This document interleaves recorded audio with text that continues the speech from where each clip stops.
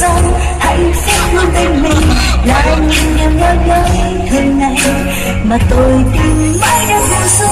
Mong thấy yêu đời qua, yêu ngày xanh nắng vàng, mong thấy yêu về sau hạnh phúc bên nhẹ nhàng, yêu sao tiếng cười và những khi bên người ngày chẳng còn lo toan mệt nhọc, cuộc đời đi thế nên em biết đâu.